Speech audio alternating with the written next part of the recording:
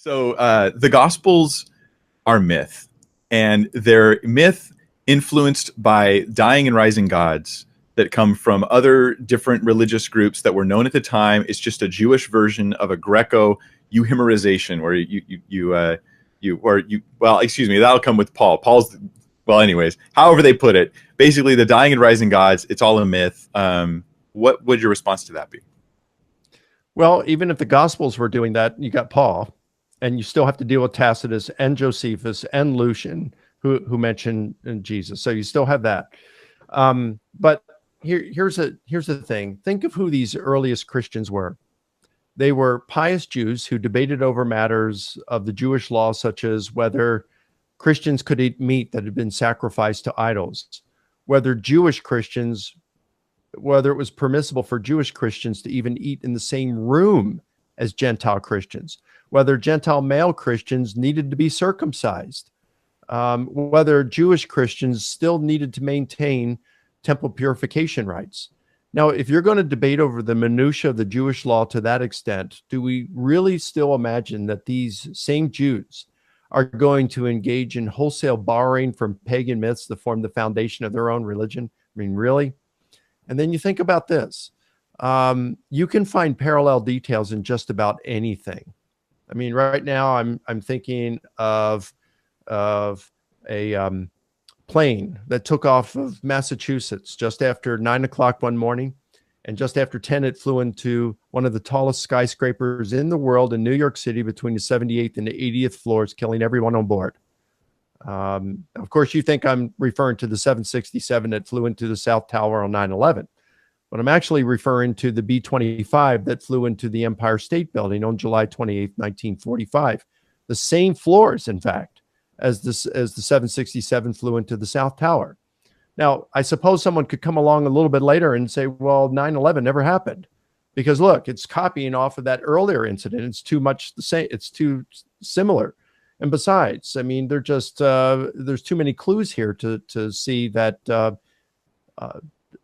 it makes it simple to recognize that it's just a copycat. I mean, 911. Who do you call when you have an emergency? 911. What was the emergency? Well, the U.S. was going through its greatest recession ever at that period, and that was symbolized by the tumbling of the World Trade Center. The crash into the Pentagon was symbolic that the U.S. government had declining influence around the world at that point. And the plane that was crashing in the Pennsylvania farm field showed that all of this impacted the average American. So see, you can modern mythologize just about anything, but you got to show there's a causal connection, and that's something mythicists haven't been able to do. Here's another thing, and why historians aren't persuaded by the parallels in pagan myths, because the parallels themselves aren't that similar. So, for example, the closest parallel that predates Jesus is a guy named Asclepius, a mythical figure, lived, I mean, he's mentioned in the Homeric epics, so we're talking hundreds and hundreds of years before Jesus. Probably a mythical character. Maybe there's some kernel of his, maybe he was a historical character of some sort, but all it said of Asclepius is that he healed people. On one occasion, he raised someone from the dead. That's it. The closest figure to Jesus that postdates Jesus is Apollonius of Tyana. And Apollonius was a traveling, itinerant philosopher. He didn't believe in resurrection. He believed in disembodied existence.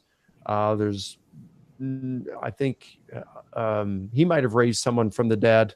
He really didn't do many miracles or anything like that. What's similar about him is, of course, there are conflicting accounts. Some say that he died. Others say, no, he didn't. There was some sort of a apotheosis where he was just disappeared, kind of like Romulus did. But those that say he died, there's one account that says that he came back to life, but only it's known because he appeared to one of his disciples in a dream. And we don't know if that was one of his original disciples or someone 100 years later. There were other people in the room. They didn't see him because he was in a dream. And that's supposed to be like Jesus. So what you have to do in order to make the pagan parallels interesting is you got to combine a bunch of them. So you take Dionysus, who was said to have divine paternity and who made wine, and you combine that with a Thor, whose life was threatened at birth, and you combine that with Asclepius, and then with Apollonius of Tyana, and then you combine that with Hercules, who is said to ascended into heaven. Of course, it's because he was losing his powers as a hero, so he built a big fire, jumped in and committed suicide, and there's a report that he was seen ascending to heaven on the horse Pegasus. But we'll get rid of all these details that are so different than Jesus, and we'll only take those ones that are similar, and we take all these figures and make a composite figure to kind of resemble Jesus. And the reason historians aren't impressed by that is because that would be similar today by saying Abraham Lincoln was a tall, lanky politician from Illinois who became president, who served, who was elected to 2 terms. John F. Kennedy was a U.S. president who graduated from Harvard. And then there was a character in the popular television series 24 named David Palmer, who portrayed the first Black U.S. president.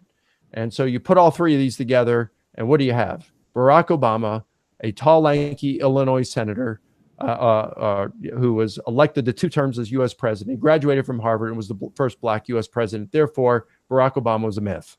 And you'd say, well, that's insane. You got to take 3 people, one of which is fictitious, over a 150-year period.